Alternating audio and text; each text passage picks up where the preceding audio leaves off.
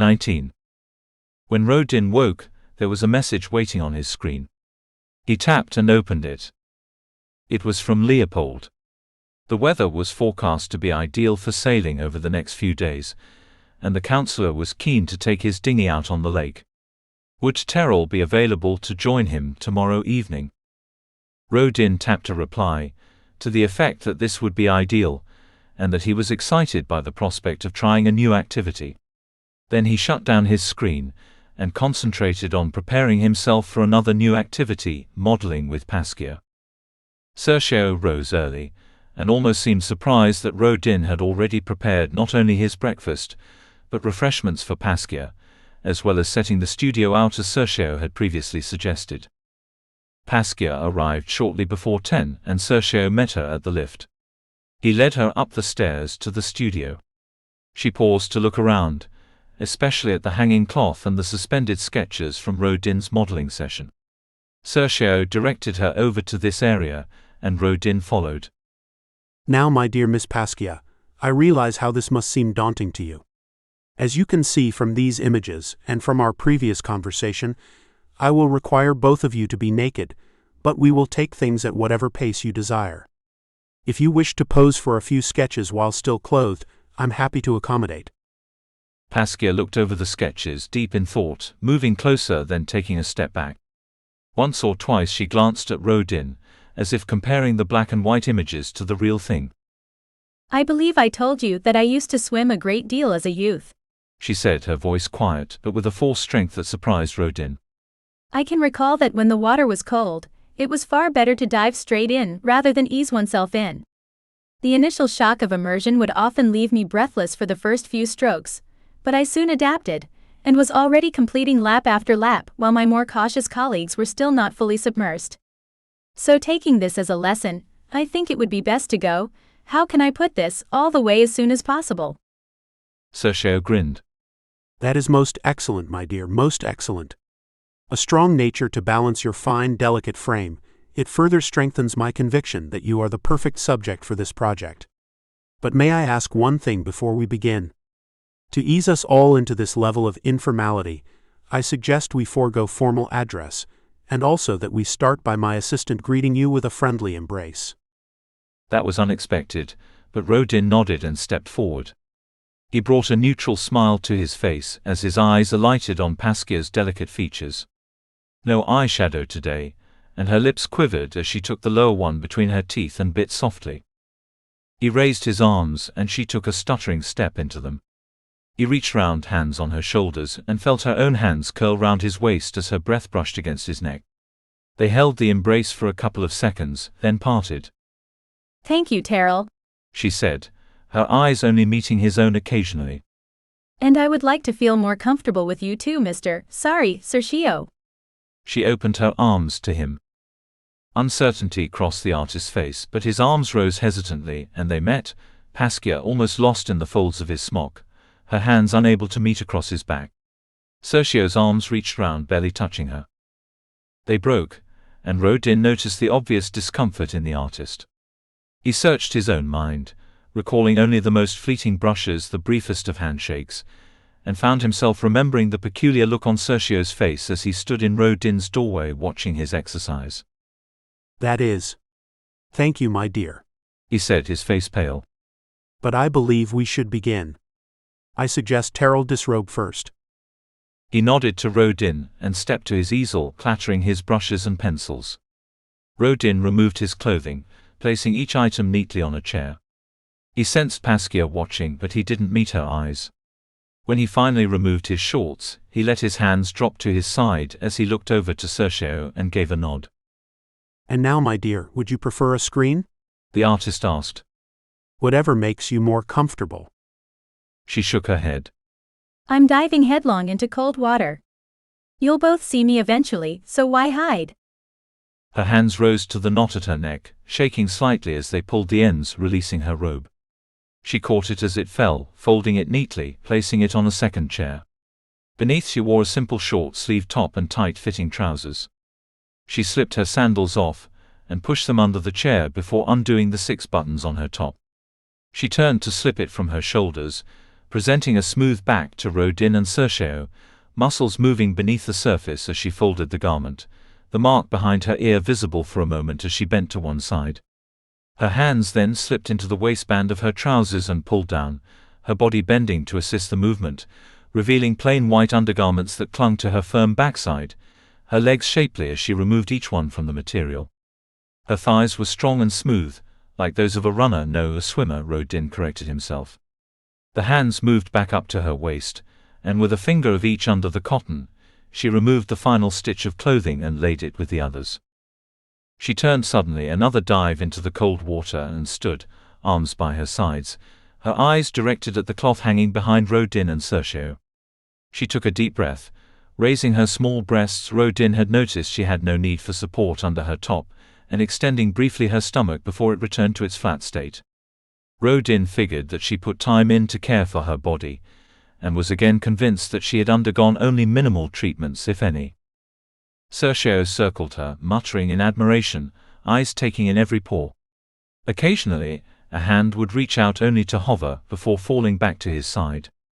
His head twisted this way and that as he talked of the light catching the skin, of shadows, of still movement. For her part, Paskia took in long, shuddering breaths. Her eyes stared straight ahead, but slowly her limbs grew less rigid. Then her eyes turned, taking in more of her surroundings. When she looked at Rodin, he smiled in what he hoped was a comforting manner. As her breathing settled, Sergio stopped circling.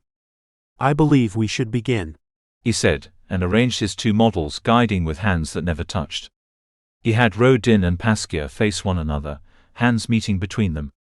Her skin was warm as her fingers curled around his own. Sergio had them both stare past his easel, and so Rodin could only see Paskia in his peripheral vision. The artist sketched, muttering to himself as he had done when Rodin had been his lone model. Light streamed in through the windows and the skylights, the warmth pleasing on Rodin's shoulders. His muscles relaxed into the pose, and he allowed his mind to drift. If nothing else, modeling like this gave him some downtime. They worked through the morning, Sergio having them stand in different poses as the sketches piled up at his feet. Rodin and Paskia faced one another, hands clenched tight. Then an embrace, foreheads touching and eyes closed, her breath warm and sweet on his chin. Sergio had them sit together, her on his lap, first facing him then facing away. Finally he had them lay on the ground, Paskia curled up in Rodin's arms, her knees against his stomach and her head buried in his shoulder. And finally Paskia with her back to Rodin, hand resting on his arm as he held her tight, their legs entwined. He could smell the shampoo in her hair, mingled with sweat as the heat from the sun brought a sheen to her flesh. Sergio sketched as the sun moved slowly across the glass outside. Rodin breathed steadily. This felt calming. He tried to think back to when he had lain with someone like this. There was no pressure, no need to talk or even acknowledge each other's presence, just the sensation of skin on skin and the warmth transferring between their bodies. Maybe, he thought, it was the lack of effort. He had no need to think. He was a lump of clay in the artist's hands, all decisions taken from him. A part of him screamed against this, reminding him that he had a contract to fulfill, and that he should be using this time to plan. But surely that could wait. He'd be with Leopold this evening, out on the lake. For now, there was no harm in taking advantage of these quiet moments. Rodin prepared a light lunch, and as they ate, Sergio talked at great length of how the morning had gone. He was clearly pleased, but wanted another session if that was amenable to Paskia. This morning has been surprisingly enjoyable, she said. I was amazed at how soon I forgot that I wore no clothes and how comfortable I felt. Her eyes darted to Rodin, but she looked away quickly. It brought back pleasant memories. But the way she then looked down to her plate made Rodin doubt her last statement. The memories clearly left a bitter aftertaste. I'm glad, my dear. But if you'll excuse me, I must retire for a while. The muse is a harsh mistress, and after such a productive session in the studio, I feel quite drained. I'll leave you in the capable hands of Terrell. Until tomorrow, sweet Paskia. Taking a final bite of his cake, and Rodin made a mental note to bake more, Sergio stood, gave a brief bow to both Paskia and Rodin and left. Rodin heard his door click shut. He's not at all what I expected, Paskia said. What were you expecting? Her face twisted for a moment. I'm not altogether sure. Shay showed me some of his work, of course, and I found them too dark. I suppose I expected the man to match his art, a hard taskmaster with a cold exterior. But he's more like a kindly uncle. I can hardly imagine how such disturbing pieces come from one so likable.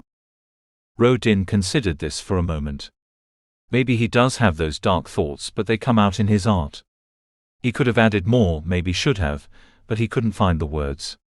Besides, that sentence summed it up. Paskia nodded in the silence, biting her lower lip again. Yes. That makes a great deal of sense. And I recall a quote along the lines that without art we are nothing more than savage beasts. And that is why there is so much art in the dome. It calms the savagery inside, even for those viewing it. Paskia frowned at him just for a moment. Then she nodded. That's why artists are so important. She opened her mouth as if to say more, but instead took another sip of her drink. Rodin remembered that she'd come from another dome, and had gone through some difficulties. He felt the urge to know more, and so he took a while to phrase his next statement. He wanted to draw her out, not shut her off. I've heard that they use art in correction too. He spoke as if that was an off-the-cuff remark, but he watched her intently. Paskia turned away and the glass in her hand shook, the liquid sloshing around. But it was only for a moment. Back in control, she placed the glass firmly on the table. I've heard that too. Her words were forced though. Her breath came quicker, but now she pulled in a lungful of air, held it for a couple of seconds and exhaled slowly. She looked at him, and he knew it was hard for her to meet his gaze. May I ask? Your body. The scars. Why do you keep them? The same question both Daventry and Sergio had asked. Do they disturb you? She was quiet for a moment. Then, I find them intriguing. They hint at more beneath the surface. I recall Sergio suggesting there was more to you than met the eye. And he suggested that was a similarity between the two of us. I judge that you've undergone only superficial alterations, if that.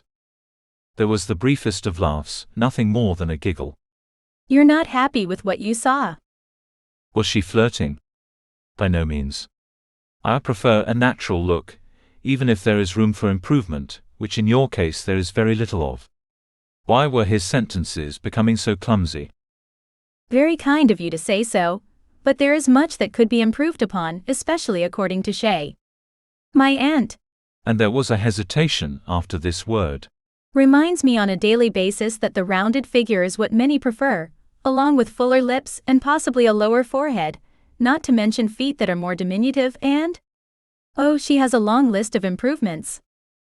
But you prefer to remain natural. She shrugged. This is who I am. Fashions change so frequently, and I don't see why I should pander to the supposed wishes of the masses, especially when they are so clearly guided by a select few. Her arms waved and her voice became stronger. But then she stopped and brought her arms down. What I mean is those in the know, in fashion circles, suggest what should be popular, and people simply follow. No, that's not quite right, please excuse me, I'm becoming confused. Please forgive my outburst. No need to forgive, thought Rodin, intrigued to finally hear some real honesty from her. Paskia did not follow the crowd, and was close to showing contempt for those who did. She had transferred to this dome to escape difficulties in her past. The dots were beginning to join, although there was no discernible picture yet. He wanted to tell her not to worry, that he wouldn't think any the worse for her whatever she said. But how could he do that, without making her question who he was? He had to stay under cover. I think I've had enough excitement for today. Maybe I should go? Where did that come from? Rodin looked up, mouth opening and closing as he struggled to find a way to prolong this conversation. Please don't feel you have to rush off. Do you want another drink? Why did he feel the need to keep her here? She shook her head. That's kind of you, Terrell, but I need to rest. We have guest rooms, I'm sure Sergio wouldn't mind. She held up a hand and smiled sweetly. But she swallowed before talking. I don't want to be a burden. I'll see myself out. I can call Shay while I'm in the lift and she can meet me. She laughed, a short, sharp sound. She still insists I shouldn't be out on my own. And before Rodin could say anything else, she stood and left.